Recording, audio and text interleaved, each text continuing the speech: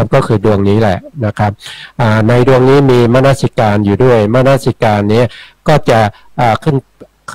จะน้อมไปรับอารมณ์ก็จะเป็นมนสิการดวงนี้ก็จะได้ชื่อว่าลัมมณปฏิปาทกะมนสิการนะครับ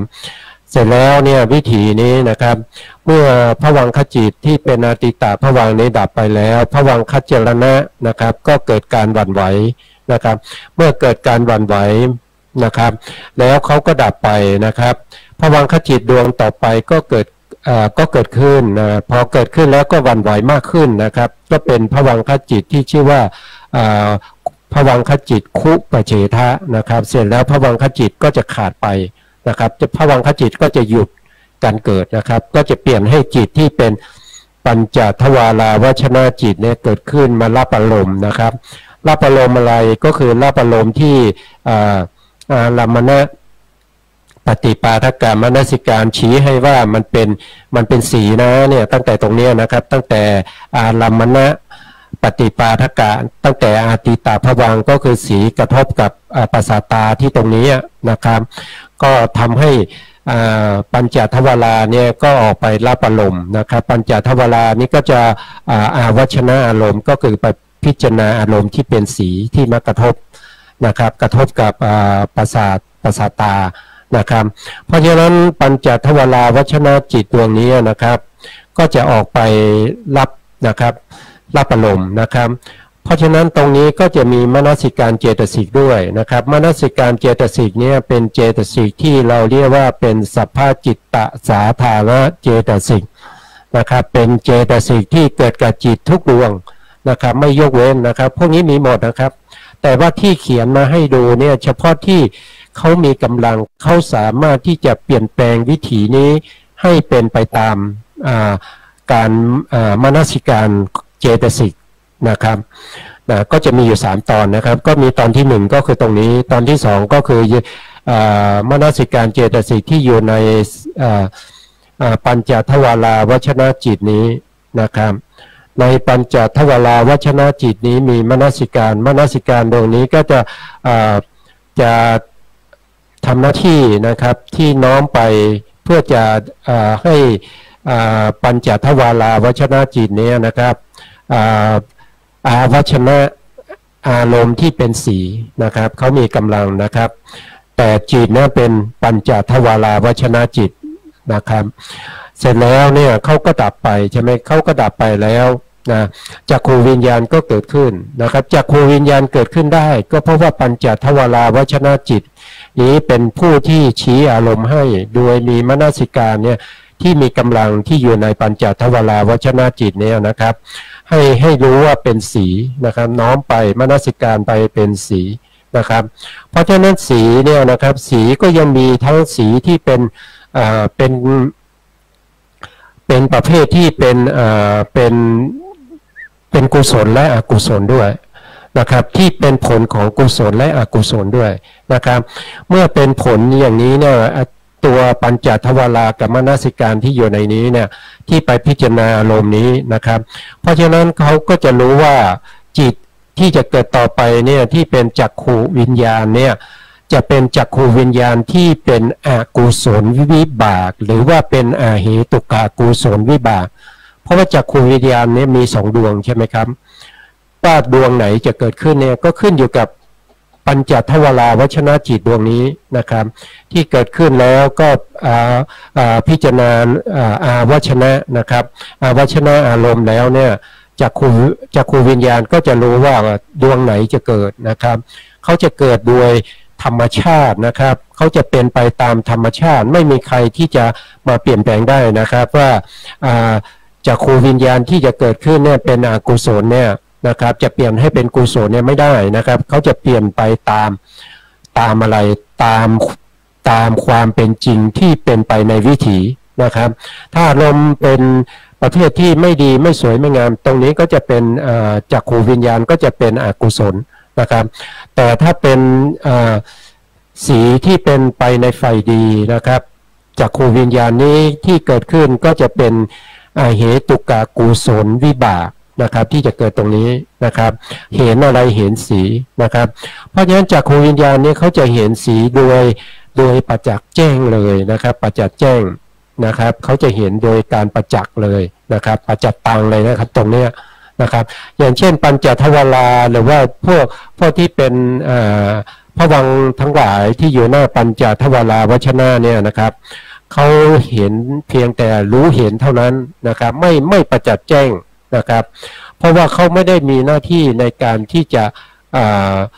สามารถที่จะดูสีได้นะครับตัวที่ดูสีได้ก็คือจักขูวิญญาณก็คือตัวจิตที่อาศัยจักขูประสาทเกิดขึ้นนั่นเองนะครับแต่จะเป็นกุศลวิบากจะเป็นอเหตุกะกุศลวิบากหรือว่าจะเป็นอกุศลวิบากก็ขึ้นอยู่กับดวงหน้านะครับดวงหน้าก็จะทำหน้าที่ในการที่จะแนะนำอารมณ์ให้แก่จักขูวิญญาณตรงนี้ที่เกิดขึ้นนะครับแล้วหลังจากจักขูวิญญาณเนี่ยที่เกิดขึ้นแล้วสัมปติฉันนะจักขูวิญญาณเกิดขึ้นแล้วก็รับอารมณ์แล้วก็ดับไปใช่ไหมครับพอดับไปแล้วก็ส่งอารมณ์ต่อไปให้สัมปติฉันนะนะครับสัมปติฉันนะจิตก็จะเกิดขึ้นมารับอารมณ์ต่อจากจักขูวิญญาณนะครับรับอารมณ์เขาเป็นอย่างไรก็จะรับไปอย่างนั้นนะครับรับมาแล้วยังไม่ทันไรนะครับเขาก็ดับไปนะครับเขาก็ส่งอารมณ์ต่อให้สันติละนะนะครับสันติละนะกับสันติละนะเขาก็จะเกิดขึ้นนะครับก็สันติละนะมีอยู่3ดวงใช่ไหมครับสันติละนะดวงไหนจะเกิดเนี่ยก็ขึ้นอยู่กับอารมณ์ที่จักขูวิญญาณรับมาที่ปัญจทวาราวัชนะจิตเนี่ยวัชนะอารมณ์มานะครับว่าเป็นกุศลเป็นอกุศลนะครับตรงนี้ก็จะต้องเป็นผลของกุศลแล้วก็อกุศลก็ขึ้นอยู่กับอารมณ์ที่รับมานะครับแล้วก็จะเป็นประเภทที่เป็นอุเบกขาหรือว่าจะเป็นประเภทที่เป็นโสมนัสนะครับอุเบกขาก็คือความเฉยๆนะเกิดพร้อมด้วยความเฉยๆถ้าเป็นโสมนัสก็เกิดขึ้นพร้อมด้วยความดีใจนะครับก็จะเกิดขึ้นนะครับเกิดขึ้นมาทำไมนะสันติแล้วนะเกิดขึ้นมาทำไมก็จะทำหน้าที่ในการไต่สวนอารมณ์ที่เขารับมานะครับไต่สวนอารมณ์ตรงนี้นะครับเมื่อไต่สวนอารมณ์เสร็จแล้วเขาก็ดับไปใช่ไหมครับเขาก็ดับไปเขาก็ส่งอารมณ์ต่อไปให้โวทัพพนะนะครับโวทัพพนะดวงนี้เนี่ยก็คือมโนทวาราวัชนะจิตนะครับที่เป็นกิริยาที่เป็นอเหตุกะกิริยาดวงที่2ทำหน้าที่โวทัพพนะนะครับโวทัพพนะก็คือจะมาตัดสินอารมณ์นะครับที่สันติละนะไต่สวนมานะครับเขาก็จะตัดสินอารมณ์นะครับในการตัดสินอารมณ์เนี่ยในโวทัพพนะก็จะมีมนสิการเจตสิกด้วยนะครับการตัดสินอารมณ์เนี่ยถ้าเราพิจารณาอารมณ์นั้นโดยแยบคายนะครับโดยมีโยนิโสมนสิการนะครับโดยแยบคายนะครับชวนาที่จะเกิดต่อก็จะต้องเป็นกุศลนะครับก็จะเป็นกุศลก็คือเป็นมหากุศลดวงที่1เกิดขึ้นนะครับยกตัวอย่างนะครับมี8ดวงนะครับดวงไหนก็เกิดขึ้นก็ได้นะครับแต่เวลาเกิดขึ้นเนี่ยเขาจะเกิดติดต่อกันอย่างเงี้ย7ครั้งนะครับเกิดแล้วก็ดับไปเกิดแล้วก็ดับไปเนี่ยนะครับตั้งแต่ดวงที่1นะครับดวงที่2ดวงที่3ดวงที่4ดวงที่5ดวงที่6แล้วก็ดวงที่7นะครับเขาจะเกิดขึ้นอย่างนี้นะครับถ้าเป็นมนสิการตรงนี้ก็มีกำลังนะครับถ้าเป็นโยนิโสมนสิการชวนะตรงนี้เป็นกุศลนะเป็นมหากุศลดวงใดดวงหนึ่งนะครับที่มีที่ได้รับการโยนิโสมาก่อนหน้านี้แล้วนะครับชวนะก็จะเกิดตรงนี้นะแต่ถ้าเป็นตรงนี้เป็นโยนิโสมนสิการก็คือไม่พิจารณาโดยไม่แยบคายนะครับไม่แยบคายเนี่ยชวนะตรงนี้ก็จะเป็นอกุศลนะครับอย่างพวกเราปกติแล้วเนี่ยส่วนใหญ่ก็จะเป็นอกุศลตรงนี้นะครับ7ดวงนี้ก็จะเป็นอกุศลนะครับถ้าเราไม่มีมนสิการตรงนี้ต้องมีข้อมูลนะครับมีความที่เขาจะเกิดเป็นโยนิโสมนสิการได้ตรงนี้จะต้องมีการฟังธรรมมาอย่างดีนะครับจะต้องมีการมีศรัทธามีการฟังธรรมนะครับเขาถึงจะเป็นโยนิโสมนสิการได้นะครับแต่ถ้าเราไม่เคยฟังธรรมมาก่อนเนี่ยชวนะของเราเนี่ยนะครับก็จะถูกโยนิโสมนสิการเนี่ยทำให้เป็น อกุศลชวนะอาจจะเป็นโลภะก็ได้นะครับอาจจะเป็นโทสะก็ได้เป็นโมหะก็ได้นะครับจะเกิดซ้ำๆกันอย่างนี้7 ครั้งนะครับตรงนี้ถือว่าเป็นกรรมด้วยนะครับถ้าเป็นโลภะเกิดขึ้นโทสะเกิดขึ้นหรือว่าโมหะเกิดขึ้นดวงใดดวงหนึ่งเกิด7 ครั้งนะครับตรงนั้นก็จะเป็นอกุศลกรรมนะครับผลก็คือจะได้รับสิ่งที่ไม่ดีนะครับหรือว่าอาจจะเวลาไปเกิดก็อาจจะไปเกิดในอบายนะครับแต่ถ้ามีโยนิโสมนสิการตั้งแต่ตรงนี้นะครับตรงนี้ก็เป็นชาวนะที่เป็นกุศลก็จะได้ผลที่ดีนะครับแต่เกิดก็เกิดเป็นมนุษย์เกิดเป็นเทวดาเกิดเป็นมนุษย์กับเทวดานะครับ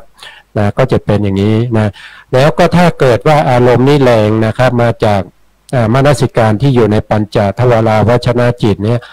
รู้ว่าอารมณ์ที่มากระทบเนี่ยมีกำลังแรงนะครับเพราะฉะนั้นวิถีนี้ก็จะไม่สิ้นสุดที่ชวนะนะครับพอชวนะดวงที่7ดับไปจะมีตถาลัมมนะเกิดขึ้นอีก2 ขณะนะครับเกิดขึ้นมาอีก2 ขณะเพื่อจะมาชะลออะไรชะลอกำลังของวิถีนี้นะครับให้มันสามารถที่จะสิ้นสุดได้พร้อมกับตถาลัมมนะดวงที่2นี้นะครับเพราะว่าชวนะเนี่ยเขาจะเกิดแค่7 ขณะนะครับแต่ถ้าตถาไม่เกิดเนี่ยนะครับวิถีนั้นมีกำลังแรงแล้วก็เป็นรูปเนี่ยมันจะไม่มีนะครับถ้าเป็นวิถีที่รูปที่ไม่ใช่นิพพานรูปนะครับเกิดขึ้นหรือว่าเป็นธรรมารมณ์ตรงนี้ก็จะเป็นภวังคจิตตั้งแต่ตรงนี้ไปนะครับตั้งแต่ตรงนี้ไปนะครับอันนี้ก็พูดถึงเรื่องของมนสิการ3 ประการนะครับมนสิการคือเจตสิกดวงหนึ่งนะครับที่อยู่ในสภาพจิตตสาธารณเจตสิกซึ่งเป็นดวงที่7เป็นดวงสุดท้ายนะครับอันนี้ก็ให้พวกเราได้รู้นะครับว่ามีความสำคัญอย่างนี้นะครับเพราะว่าอันนี้จะทำให้เราเป็นกุศลหรืออกุศลนะครับกุศลได้อกุศลนี้ก็จะทำให้มีผลได้นะครับมีผลให้เราจะต้องทำให้เราเนี่ยมีความสุขหรือว่ามีความทุกข์ได้ในโอกาสต่อไปนะครับเพราะฉะนั้นเราก็จะต้องมีการที่จะศึกษาพระธรรมเอาไว้เพื่อให้โยนิโสมนสิการนี้เกิดขึ้นตรงที่เป็นโวทัพพนะแล้วชวนะเราก็จะได้เป็นกุศลนะครับอันนี้ก็ให้พวกเราเข้าใจตามนี้นะครับต่อไปเดี๋ยวผมจะขอเอาแผ่นชาร์ตขึ้นก่อนนะครับ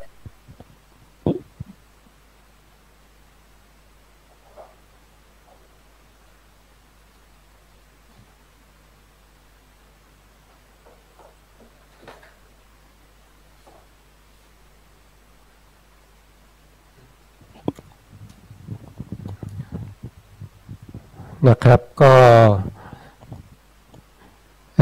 มันจะ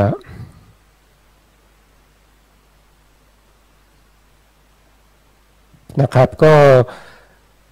ก็พยายามจะจัดให้มันเห็นได้ชัดขึ้นนะครับให้เห็นได้ชัดขึ้นนะครับเพื่อจะให้เราเห็น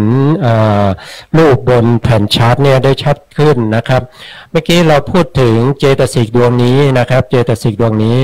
นะครับเป็นมนสิการเจตสิกนะครับอยู่ในสภาพจิตตสาธารณเจตสิกดวงที่7นะครับเขาจะมีกำลังนะครับเขาจะมีกำลังในวิถีอยู่3 ตอนนะครับหรือว่าบางทีเขาอาจจะไม่มีกำลังนะครับก็เป็นอโยนิโสไปนะครับก็จะทำให้วิถีนั้นเป็นอกุศลนะครับอกุศลก็จะให้ผลเราได้เป็นจิตที่เวลาเกิดขึ้นแล้วก็มีความทุกข์นะครับเวลาเกิดขึ้นมีความทุกข์แล้วก็หลังจากดับไปแล้วนะครับเขายังทิ้งผลไว้ให้เราได้รับความทุกข์นั้นด้วยนะครับนะแต่ถ้าเป็นโยนิโสมนสิการก็จะเป็นกุศลนะครับกุศลก็เป็นจิตที่ฉลาดนะครับแล้วก็เป็นจิตที่ให้ผลเป็นความสุขนะครับอันนี้ก็จบไปในเรื่องของมนสิการเจตสิกนะครับต่อไปก็จะเป็นวิตกนะครับวิตกเจตสิกดวงนี้นะครับถ้าเราศึกษาในพระสูตรเนี่ยเราจะเห็นว่าเขาจะพูดถึงเจตสิกที่เป็นวิตกเนี่ย ในกรณีที่เป็นมรรคองค์หนึ่งนะครับเป็นมรรคองค์หนึ่งที่เรียกว่าสัมมาสังกัปปะหรือสังกัปโปนะครับแต่ในที่นี้นะครับเราจะพูดโดยในเจตสิกที่เป็นวิตกเนี่ยมีอยู่6อย่างนะครับโดยเป็นทวารนะเราจะแยกเป็นทวารนะครับทวารเนี่ยก็จะมีหนึ่งก็คือเจตสิกที่นะครับเราจะเรียกว่ารูปวิตกนะครับรูปวิตก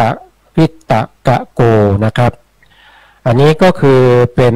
ตึกในเรื่องของรูปนะครับตึกในเรื่องของรูปก็คือสิ่งที่เราเห็นนะครับสิ่งที่เราเห็นด้วยตานะครับเขาจะตึกในเรื่องของรูปนะครับอันที่สองเขาก็จะตึกในเรื่องของเสียงเรียกว่าสัทธวิตกะโกนะครับสัทธวิตกะโกนะครับเป็นบาลีนะครับแต่ถ้าภาษาไทยก็ตึกในเสียงนะครับตึกในเสียงก็คือน้อมเสียงมาบาง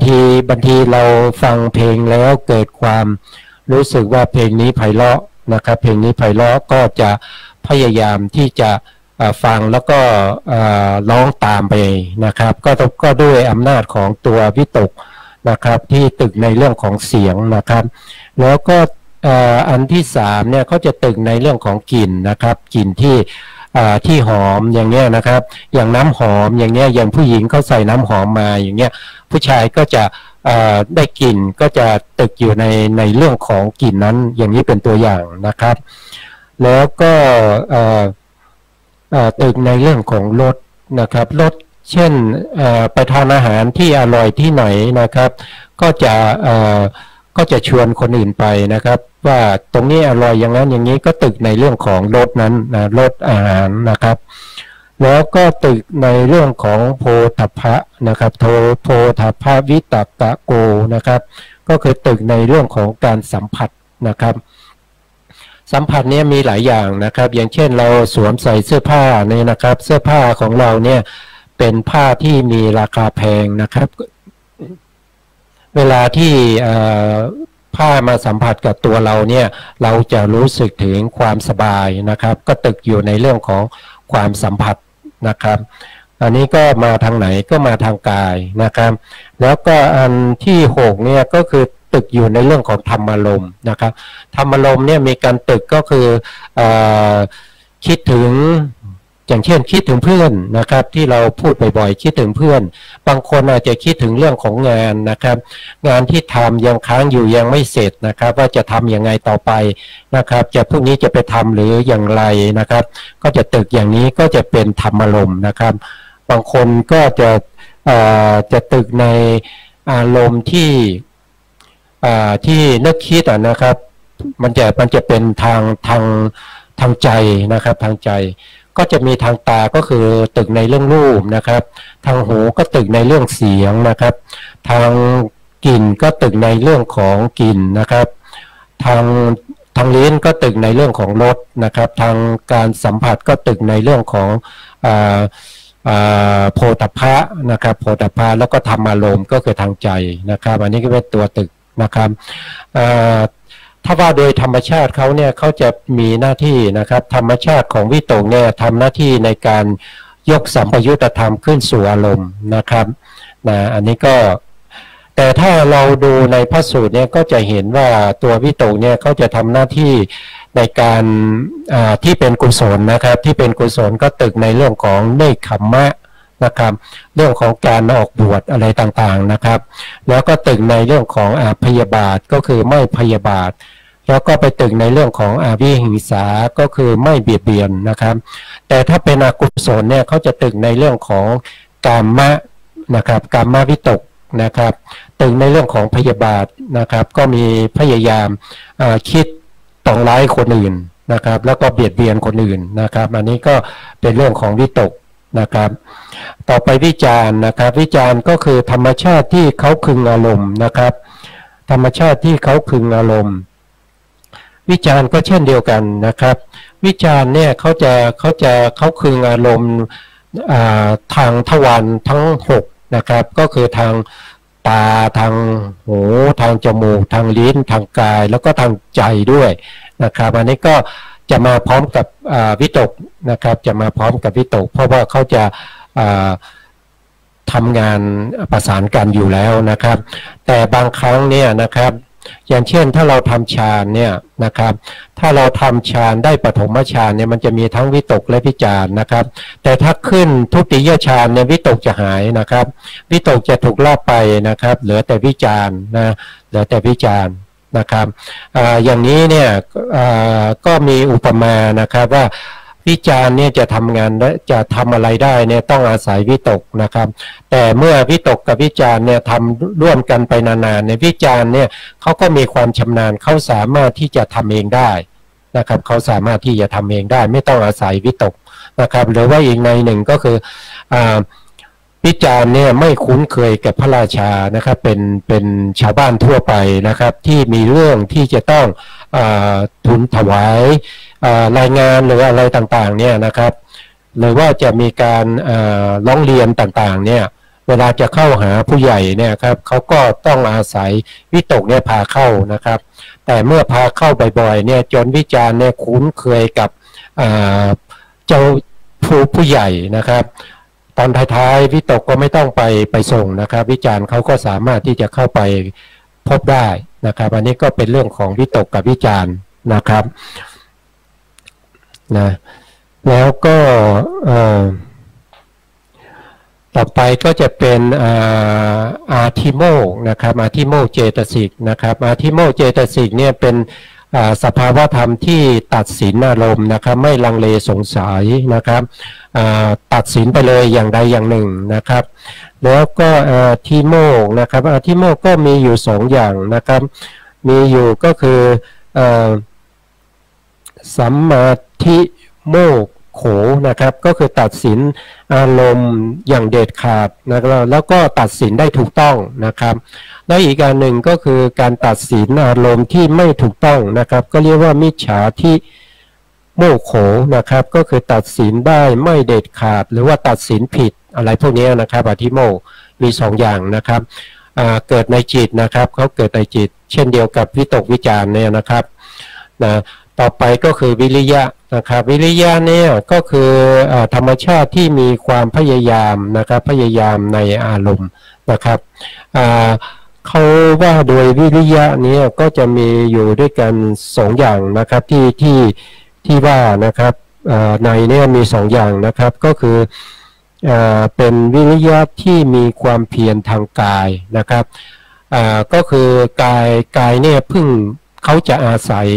ศัยจิตด้วยนะครับมีแต่กายไม่มีจิตก็ไม่ได้นะครับกายก็อาศัยจิตถ้าจิตเนี่ยมีความเพียรกายก็จะเพียรไปด้วยนะครับเพียรไปทางวาจานะครับวาจาหรือว่าเพียรไปทางกายนะครับหรือว่าจะเพียรไปทางใจนะครับก็ขึ้นอยู่กับตัว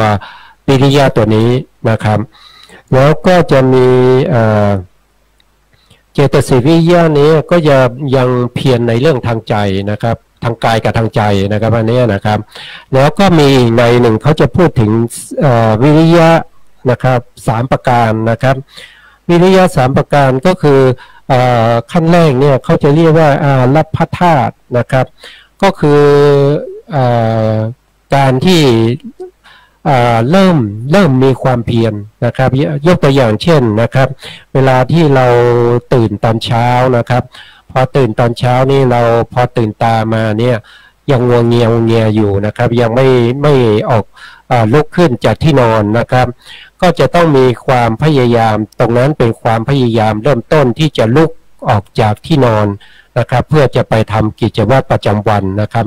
อันนั้นก็คือการเริ่มต้นนะครับลุกออกจากที่นอนได้นะครับอย่างนี้เราก็จะเรียกว่าเป็นรัพพธาตุนะครับแล้วต่อไปเนี่ยก็จะเป็นนิกกัมมธาตุนะครับนิกกัมมธาตุก็คือความเพียรในระดับกลางนะครับหลังจากลุกขึ้นจากที่นอนแล้วนะครับก็เดินไปนะครับเพื่อจะทำกิจวัตรประจำวันเช่นเข้าห้องน้ำนะครับหรือว่าจะไปทานอาหารอะไรเนี่ยนะครับความเพียรนั้นลักษณะนั้นก็จะอยู่ในระดับกลางนะครับแล้วเริ่มมีการทำนะครับเริ่มมีการทำงานทำอะไรเนี่ยต้องมีวิริยะในระดับต่อไปนะครับ วิริยะระดับที่สามเนี่ยเราก็จะเรียกว่าปาลกะมธาตุนะครับปาลกะมธาตุเนี่ย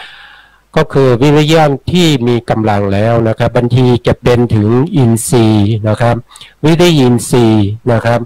หรือว่าในบางครั้งเนี่ยมีกำลังมากจนเป็นถึงทิพบดีนะครับก็คือเป็นวิริยาธิปติได้นะครับอันนี้ก็จะมีระดับ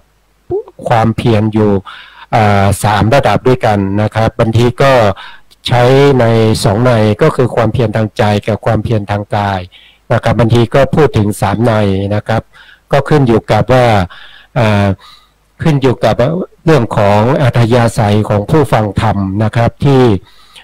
ฟังใน2ในแล้วเกิดความเข้าใจนะครับแล้วก็ตัดสินธรรมได้พระพุทธองค์ก็จะแสดงแค่2ในนะครับบางทีต้องฟัง3ในนะครับบางทีก็จะต้องฟัง6นะครับก็คือวิริยะที่เกิดทางนั้นทางนี้นะครับทางตาทางหูทางจมูกทางลิ้นทางกายทางใจนะครับแล้วก็จะต้องฟังบางทีก็อาจจะต้องฟังในเรื่องของความเพียรของเรานะครับแล้วก็ความเพียรข้างนอกก็คือความเพียรของบุคคลอื่นนะครับอันนี้ก็แล้วแต่อัธยาศัยนะครับที่พระพุทธองค์ทรงแสดงธรรมเพราะฉะนั้นก็มีด้วยกันหลายในนะครับแต่ในที่นี้เราก็พูดแค่สองในก็พอแล้วก็คือเพียรทางกายกับทางใจนะครับอันนี้คือ2แล้วก็เพียร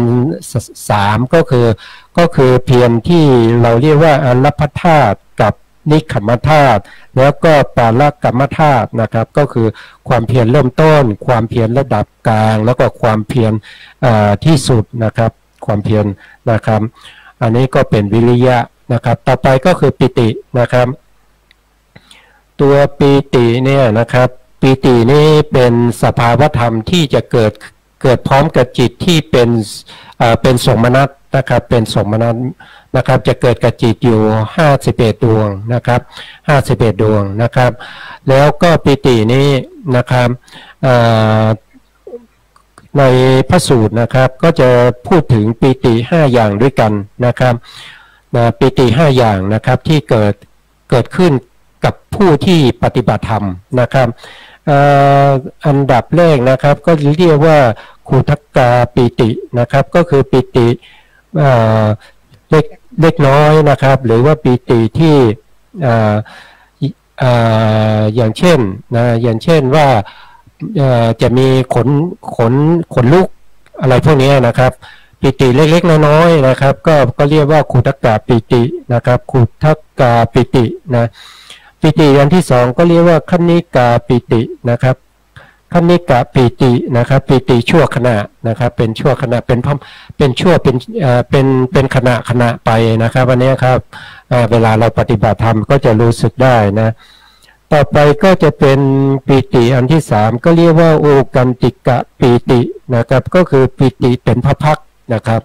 ขณะนี้ก็คือจะสั้นนะครับขณะก็จะสั้นถ้าเป็นพักๆก็จะยาวนะครับเวลาปิติเกิดขึ้นก็จะยาวนะครับก็จะยาวก็คือจะมีจิตที่ปิติเกิดขึ้นเนี่ยมีหลายดวงหลายวิถีนะครับแต่ถ้าเป็นชั่วขณะก็อาจจะเป็นปิติแค่วิถีเดียวตรงชวนะนะครับแล้วก็หายไปแล้วก็เริ่มภาวนาใหม่นะครับเริ่มมีการกำหนดใหม่ก็จะมีปิติเกิดขึ้นอีกนะครับอันนี้ก็จะเป็นอันที่3เรียกว่าโอกันติกาปิตินะครับปิติที่เป็นพักๆนะปิติที่เป็นพักๆก็จะมีหลายวิถีต่อกันนะครับต่อไปอันที่4นะครับก็คืออุเพงคาปิตินะครับปิติอย่างโลดโผนนะครับปิติอย่างโลดโผนเนี่ยก็คือบางทีนะครับปิติเกิดขึ้นเนี่ยเราสามารถที่จะลอยได้นะครับกำลังของจิตเนี่ยสามารถที่จะพาเอารูปนะครับร่างกายของเราเนี่ยลอยไปได้นะครับก็จะเรียกว่า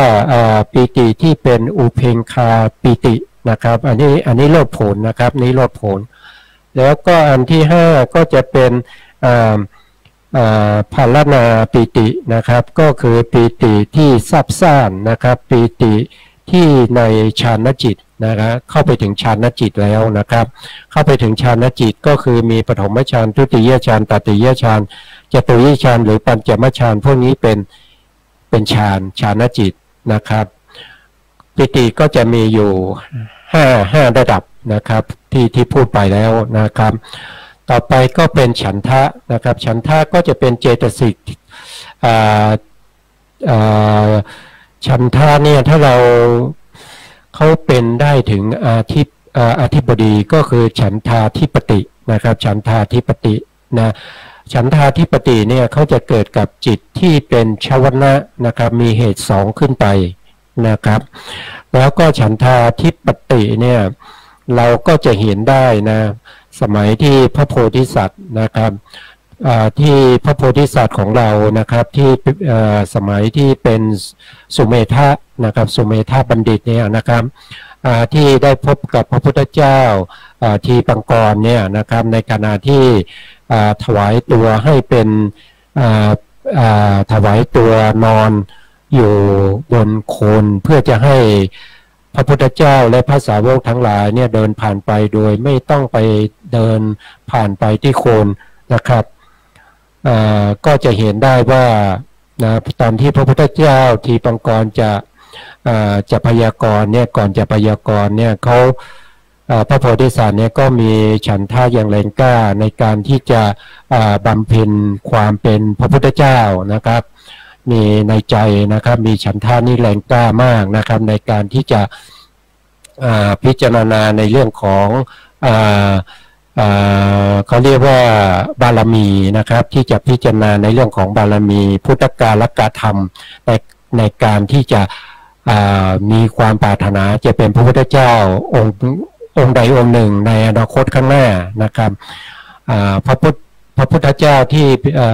ทีปังกรสัมมาสัมพุทธเจ้าก็ให้พยากรณ์เป็นครั้งแรกตรงนั้นนะครับก็ตอนนั้นเนี่ยก็จะมีฉันทะนี่อย่างแรงนะครับในการที่จะบำเพ็ญบารมีเพื่อความเป็นพระพุทธเจ้านะครับอันนี้ก็เล่าให้ฟังนะครับว่าฉันทะเนี่ยเขาเนี่ยเป็นธรรมชาติที่ปรารถนาในอารมณ์นะครับเขาสามารถที่จะเป็นได้ถึงอธิปดีนะครับถ้าเราเรียกว่าอธิปดีเนี่ยก็จะมีอยู่4อย่างนะครับ4อย่างนี้ก็จะมี1ก็คือฉันทาธิปตินะครับฉันทาธิปติเวลาเป็นอธิปดีเนี่ยจะไม่มีจิตหรือเจตสิกอื่นๆเนี่ยจะมีกำลังเท่ากับฉันทาดวงนี้ได้นะครับเวลาเขาเป็นอธิบดีเขาจะเป็นแค่เจตสิกดวงเดียวที่มีกำลังมากนะครับเป็นหัวหน้าในกลุ่มนั้นเลยนะครับแล้วก็มีฉันทาธิปตินะครับแล้วก็มีวิริยาธิปตินะครับวิริยาธิปติก็เป็นอธิบดีได้นะครับเวลาที่ฉันทะเป็นอธิบดีนะครับวิริยะก็จะไม่เป็นนะครับวิริยะก็จะคอยตามฉันทะนะครับแต่เวลาฉันทะเป็นอธิบดีเนี่ยวิริยะก็ต้องมาคอยฉันทะก็ต้องมาคอยตามวิริยะนะครับอันนี้สามารถเป็นอธิบดีได้นะครับฉันทาธิปติวิริยาธิปติแล้วก็จิตตาธิปตินะครับจิตตาธิปติก็คือจิตพวกนี้นะครับที่มีเหตุสองขึ้นไปนะครับต้องเป็นชวนะนะครับต้องเป็นชวนะทำหน้าที่ชวนะในวิถีนะครับแล้วก็มีเหตุสองนะครับจะเป็นอธิบดีได้นะครับ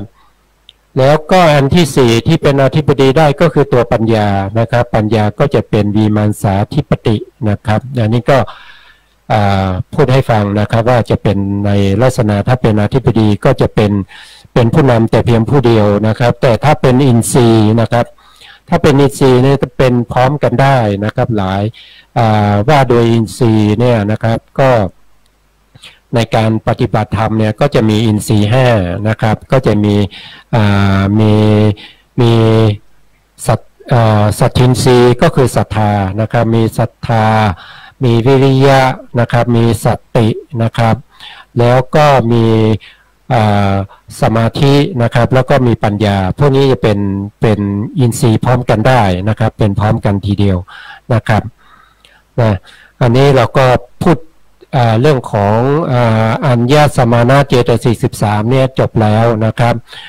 ทั้งที่เป็นเรื่องของธรรมชาติเรื่องของ การเกิดเลิกก็เรื่องของการอธิบายนะครับจบไปแล้วนะครับ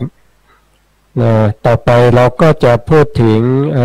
ในส่วนที่เป็นอกุศลเจตสิกนะครับอกุศลเจตสิกนะครับอกุศลเจตสิกเนี่ยก็จะมีอยู่ทั้งหมด14ดวงด้วยกันนะครับใน14ดวงนี้นะครับก็จะมีอยู่ทั้งหมด5ประเภทนะครับ5อย่างด้วยกันนะอย่างที่1เนี่ยก็จะเป็นโมจตุกาสีนะครับก็มีโมหะเป็นหัวหน้านะครับมีโมหะเป็นหัวหน้าแล้วก็มีหิริกะคือความไม่ละอายนะครับอโนตปาก็คือความไม่เกรงกลัวนะครับไม่เกรงกลัวต่ออกุศลกรรมนะครับแล้วก็อุทธัจจะก็คือความฟุ้งซ่านนั่นเองนะครับเขาจะเกิดในอกุศลได้ทั้งหมดนะครับในโมจตุกาสีเนี่ยเกิดในอกุศลได้ทั้ง12ดวงเลยนะครับอันนี้นะครับว่าโดยโมหะนะครับว่าโดยโมหะก็คือความหลงคือความไม่รู้นะครับคือความไม่รู้แต่ถ้าเราจะแยกแยะออกไปในเรื่องของภาพพิธรรมเนี่ยนะครับโมหะตัวนี้นะที่เราว่าไม่รู้เนี่ยเขาไม่รู้อะไรนะครับในอภิธรรมก็บอกว่าเขาไม่รู้อยู่8อย่างนะครับ8อย่างนั่นก็คือ1ก็คือทุกเขอายานังนะครับก็คือไม่รู้ในเรื่องของความทุกข์นะครับ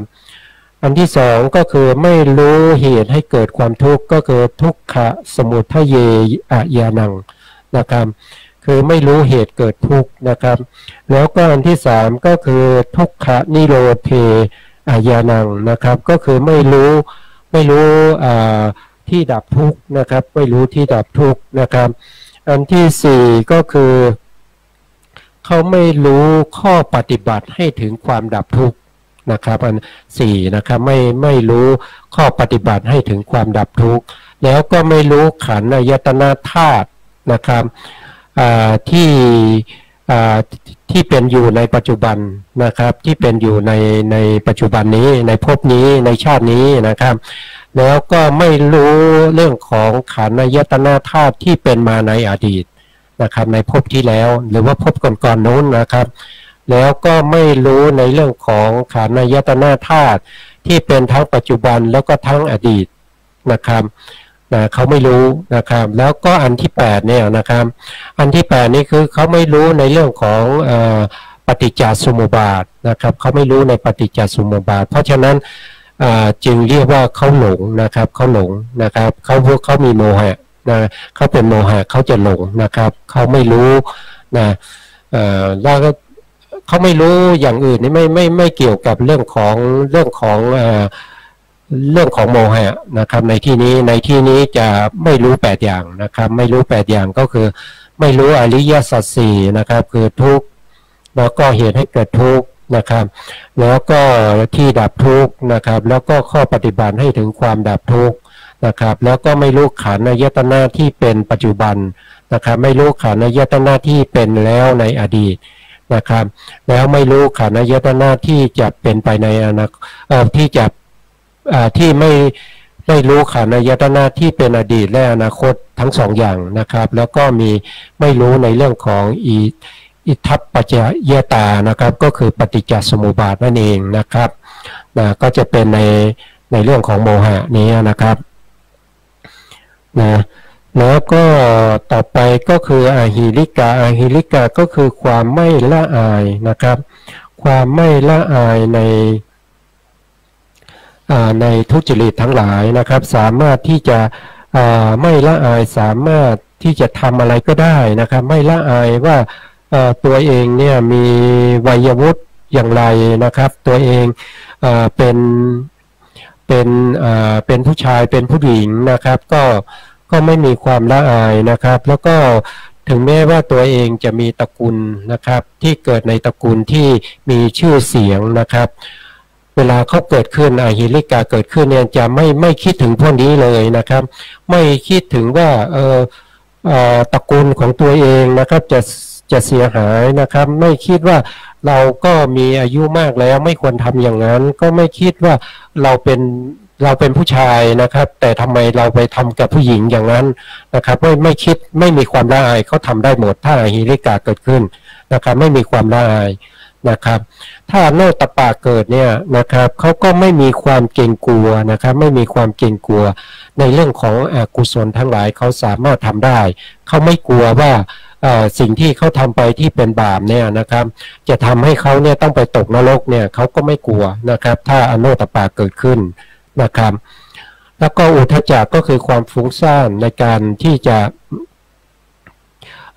จับอารมณ์ไม่มั่นคงนะครับนะพวกนี้เกิดขึ้นนะครับจะเกิดในจิตที่เป็นอกุศลจิต12แล้วก็จะอยู่ในเขาจะทำหน้าที่เป็นชวนะเท่านั้นนะครับนี่นะครับนะก็จะมีอยู่4ดวงนะครับต่อไปก็จะเป็นโลภะนะครับโลภะก็คือความธรรมชาติที่มีความต้องการความอยากนะครับความกระหายนะครับในกรรมคุณอารมณ์ทั้งหลายนะครับแล้วเขาเป็นประธานในกลุ่มนะครับในกลุ่มเขาเนี่ยจะมี3ดวงนะครับในกลุ่มนี้ก็จะเรียกว่าโลติกะนะครับโลติกะเจตสิก3นะครับเขาจะเกิดเฉพาะในจิตที่เป็นโลภะมูลจิตเท่านั้นนะครับจะเกิดเฉพาะตรงนี้เท่านั้นเขาจะไม่ไปเกิดที่อื่นนะครับโลภะนี่นะครับโลภะทิฏฐิมานะนะครับโลภะกับทิฏฐิเนี่ยเขาจะเกิดพร้อมกันที่โลภะ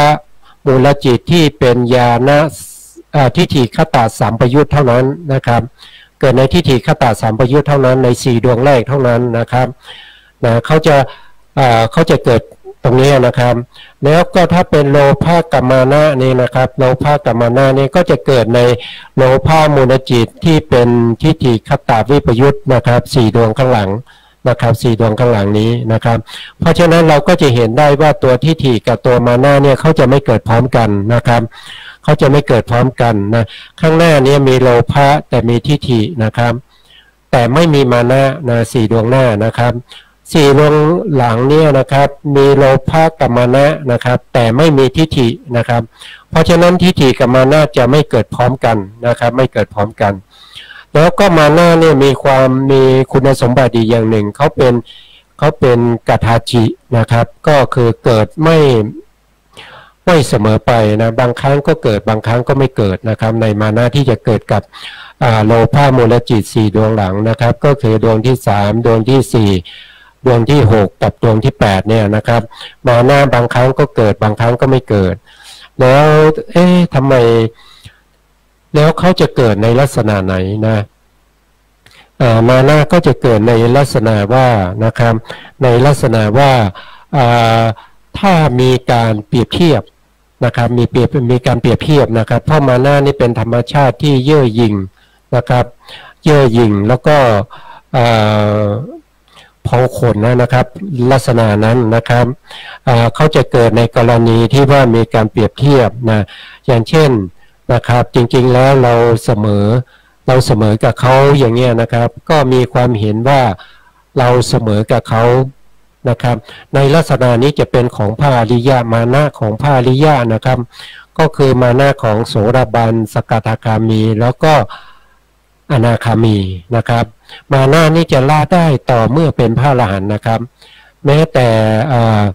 โสดาบันยังมีมานะอยู่นะครับมีโสดาบันสกทาคามีและอนาคามียังมีมานะอยู่นะครับอย่างเช่นพระอนาคามีก็จะเห็นว่านะครับตัวเองเนี่ยนะครับเป็นถึงพระอนาคามีนะครับพวกนั้นเป็นแค่โสดาบันอย่างนี้มานะเกิดนะครับพวกนั้นเป็นสกทาคามีนะครับเราเป็นอนาคามีอย่างนี้มานะเกิดนะครับเพราะว่าการเปรียบเทียบเนี่ยนะครับก็จะมีด้วยกัน9อย่างนะครับเช่นเราเสมอกับเขาเนี่ยก็เปรียบเทียบว่าเราเสมอกับเขานะครับอันที่1นะอันนี้ถูกต้องนะครับ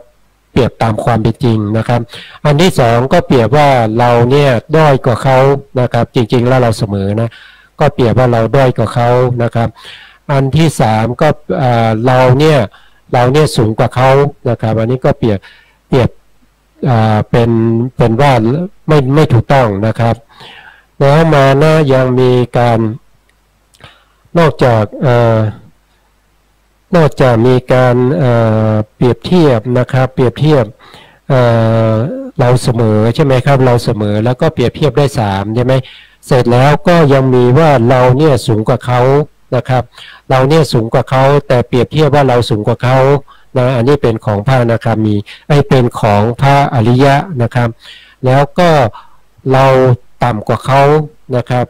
อันนี้ไม่ถูกต้องแล้วนะครับหรือว่าเรา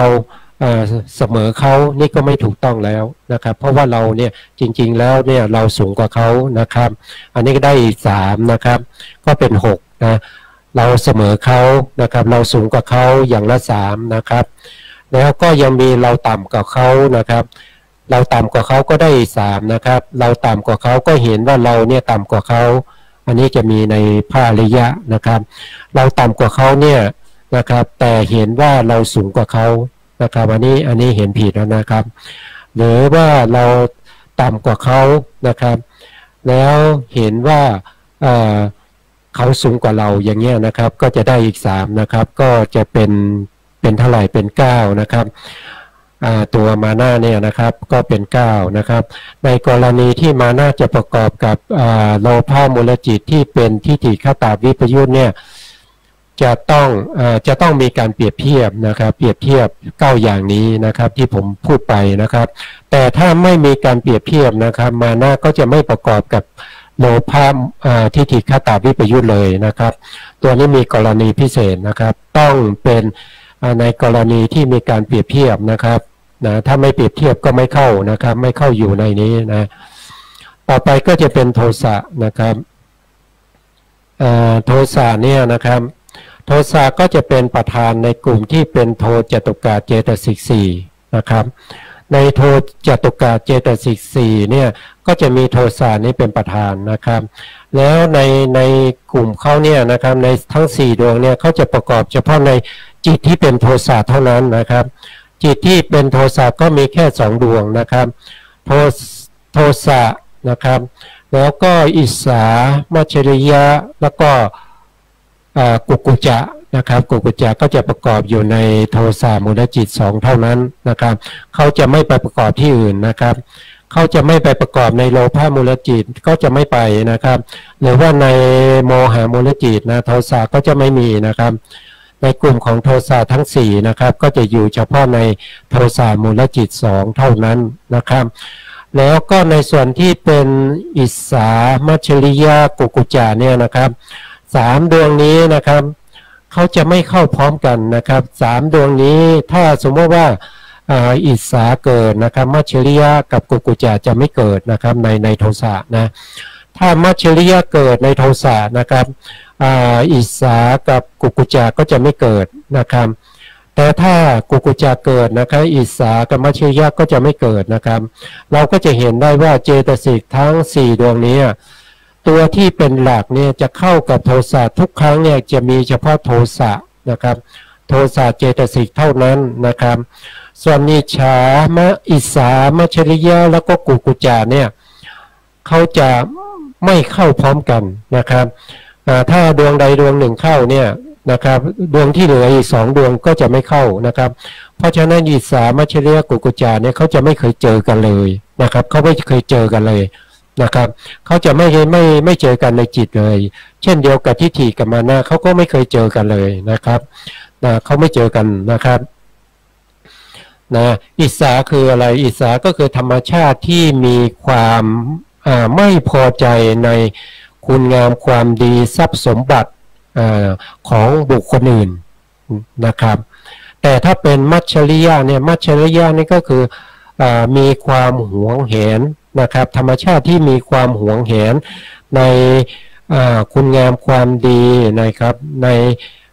คุณธรรมของตัวเองนะครับอันนี้คือมัจฉริยะก็คือความตนีนะครับมัจฉริยะเนี่ยก็จะมี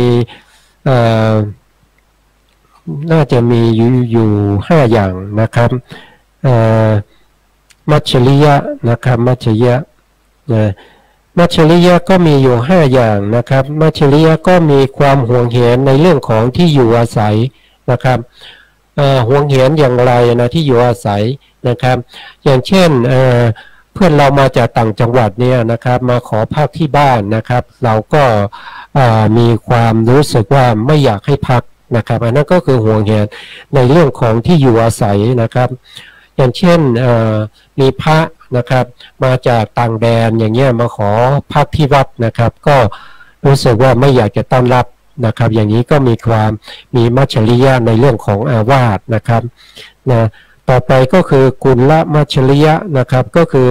มีความหวงแหนในเรื่องของวงตระกูลนะครับอย่างเช่นลูกเราเนี่ยนะครับไปคบหาเพื่อนบ้านนะครับที่เราไม่พอใจนะครับที่เราไม่ถูกกับเขาเนี่ยแต่ลูกเขากับลูกเราเนี่ยคบหากันเนี่ยเราก็จะมีความไม่พอใจนะครับหวงแหนในเรื่องของตระกูลนะครับแล้วก็มีในเรื่องของลาภมัจฉริยะนะครับอันนี้ก็หวงแหนในเรื่องของลาภนะครับอย่างเช่นพระเนี่ยนะครับไปบิณฑบาตนะครับท่านไปบิณฑบาตท่านเดินไปสายนี้นะครับก็จะได้อาหารที่ปาณีตนะครับได้อาหารที่ปาณีตทุกวันนะครับแต่พระรูปอื่นเนี่ยไปที่อื่นนะครับก็จะได้อาหารที่ไม่ปาณีตก็มาถามนะครับมาถามว่าท่านไปบินแถวไหนยังไงนะครับผู้ที่ถูกถามนะครับเขาก็จะไม่บอกนะครับเขาจะไม่บอกเขาก็หวงนะครับหวงลาภนะครับหวงบิณฑบาตที่จะได้นะครับอันนี้ก็หวงในเรื่องของลาภสักการะนะครับแล้วก็หวงแหนในเรื่องของผิวพรรณวรรณะนะครับผิวพรรณวรรณะความสวยต่างๆนะครับนะเขามีความหวงแหนเช่นอย่างไรนะครับก็เช่นอย่างเช่นนะครับผู้หญิงนะครับผู้หญิงมีความสวยงามนะครับมีความสวยงามมีตาที่คมนะครับมีใบหน้าที่สวยงามนะครับแล้วก็แต่งหน้าแล้วก็ดูสวยดีนะครับทีนี้ก็มีเพื่อนมาถามนะครับว่าเธอแต่งตัวสวยจังเลยนะครับเธอไปซื้อเครื่องสำอางที่ไหนยี่ห้อไหนอย่างเงี้ยเขาจะไม่บอกนะครับเขาจะไม่บอกเขาจะหวงแหนนะครับความสวยงามที่เขาใช้เครื่องสำอางแล้วนะครับเขาจะหวงแหนเขาจะไม่บอกนะครับอันนี้ก็หวงแหนในเรื่องของผิวพรรณวรรณะนะครับต่อไปก็คือหวงแหนในเรื่องของธรรมะนะครับก็คืออย่างเช่นนะครับอย่างเช่นเนี่ยอย่างตัวผมนี่นะอย่างตัวผมเนี่ยผมเรียนจบในเรื่องของพระอภิธรรมบัณฑิตมานะครับสมมติว่ามีคนมาถามนะครับว่าอาจารย์นะครับจิตกับเจตสิกนี้มันประกอบกันยังไงนะครับแล้วมาประกอบกันแล้วมันเราดูตรงไหนยังไงนะครับก็เกิดความรู้สึกว่าไม่อยากบอกอย่างนี้นะครับถ้าเป็นอย่างนี้เป็นการหวงแหนในเรื่องของธรรมะนะครับแต่จริงๆแล้วผมไม่ได้หวงนะครับเพราะผมถือว่านะครับพระธรรมคำสั่งสอนของพระสัมมาสัมพุทธเจ้าเนี่ยเป็นสาธารณะแก่ทุกคนนะครับแล้วก็พร้อมที่จะพูดคุยกับทุกท่านนะครับกับบุคคลที่สงสัยนะครับหรือว่าผมมีความสงสัยผมก็จะไปถามนะครับก็จะไปถามบุคคลที่ผมคิดว่าเขาจะตอบปัญหาผมได้นะครับผมก็จะไปถามนะเมื่อวันก่อนนะครับผมก็ไปผมมีความสงสัยในเรื่องของวิโมกข์8นะครับผมก็ไปถามพระอาจารย์นะครับว่าวิโมกข์8นะครับเรื่องวิโมกข์8นี้ผมก็ไปถามนะครับก็ไม่หวงแหนนะครับไม่หวงแหนนะครับแล้วก็มีความยินดีถ้าใครที่จะรู้ตามนะครับถ้าใครที่จะรู้ตามผมก็จะเกิดความยินดีนะครับเพราะว่าผมก็สอนในเรื่องของพระอภิธรรมมาก็หลายปีนะครับก็มีนักศึกษาที่จบอภิธรรมบัณฑิตก็มีหลายท่านนะครับที่เรียนกับผมนะครับแต่ว่าผมไม่ได้ห่วงแหนนะครับแต่ว่าเวลาผมพูดไปเนี่ยบางครั้งเนี่ยอาจจะพูดไปแล้วมันอาจจะหลงหรืออาจจะลืมไปหรือว่าอาจจะพูดผิดไปนะครับตรงนั้นเนี่ยนะครับผมก็ต้องขออภัยนะครับกับผู้ที่ฟังนะครับถ้าสงสัยยังไงก็ถามได้นะครับถามได้สามารถถามได้นะครับแล้วก็เป็นการที่ทำให้ผมเนี่ยนะครับถ้าถามมานะครับผมก็จะได้รู้ตัวว่าผมผิดตรงนั้นตรงนี้นะครับเพราะว่าความผิดพวกนี้นะมันเราคือปุถุชนนะครับเรายังสามารถที่จะผิดได้นะครับเรายังเข้าถึงสภาวะของธรรมทั้ง72นะครับ72สภาวะนี้ยังเข้าว่าจริงๆก็คือ ยังเข้าไม่ถึงนะครับยังเข้าไม่ถึงนะกำลังที่จะพยายามที่จะปฏิบัติเพื่อให้เข้าถึงในสภาวะธรรมต่างๆนี้นะครับเพราะฉะนั้นก็ไม่มีความห่วงเห็นนะครับแล้วก็พร้อมที่จะแนะนำนะครับถ้าผมรู้นะครับผมได้ผมก็จะแนะนำผมก็จะบอกนะครับแต่ถ้าผมไม่ได้เนี่ยผมก็จะเสาะหานะครับเสาะหาแสวงหานะครับเพื่อให้ได้มาเพื่อให้เกิดความรู้ทั้งตัวผมและก็ท่านผู้ฟังด้วยนะครับนะอันนี้ก็เป็นต่อไปก็พูดในเรื่องตัวเองนะครับก็ไม่ควรจะพูดนะครับก็ต่อไปก็จะมาพูดถึงกุกุจะนะครับกุกุจะเจตสิกเนี่ยนะครับก็จะเป็นเจตสิกที่มีความรำคาญในรำคาญใจในกุศลที่ยังไม่ได้ทำนะครับหรืออกุศลที่ทำไปแล้วนะครับก็จะมีความรำคาญใจนะครับวันนี้นะครับก็ขอไว้ตรงนี้ก่อนนะครับไว้ตรงที่กุกุจะก่อนนะครับแล้วก็เพราะว่าเวลาหมดนะครับช่วงเย็นก็จะพบกันใหม่นะครับวันศุกร์ก็จะมีเวลาช่วงเย็นประมาณ1 ชั่วโมงนะครับก็จะพบกันในช่วงเย็นนะครับสุดท้ายนี้นะครับก็ขอขอบพระคุณนะครับพระครูสมุทรวิศวัตรวรกิจโจผู้อำนวยการสถานีและเจ้าหน้าที่สถานีทุกท่านนะครับแล้วก็ขอขอบพระคุณพระครูปริยัติยานุศาสตร์นะครับที่มีเมตตาให้ผมได้มาพูดคุยในเรื่องของพระพิธรรมนะครับแล้วก็ขอขอบคุณท่านผู้ฟังและผู้ชมทุกท่านนะครับที่ติดตามรายการพระไตรปิฎกลอยฟ้าในส่วนที่เป็นเรื่องของพระพิธรรมนะครับขอให้ท่านผู้ชมผู้ฟังทุกท่านนะครับจงมีแต่ความสุขความเจริญนะครับคิดสิ่งใดก็ให้ได้สมความปรารถนาในสิ่งนั้นนะครับที่เป็นไปด้วยกุศลนะครับท้ายนี้ก็ขอกล่าวคำว่าสวัสดีครับสวัสดีครับผมทุกวันทุก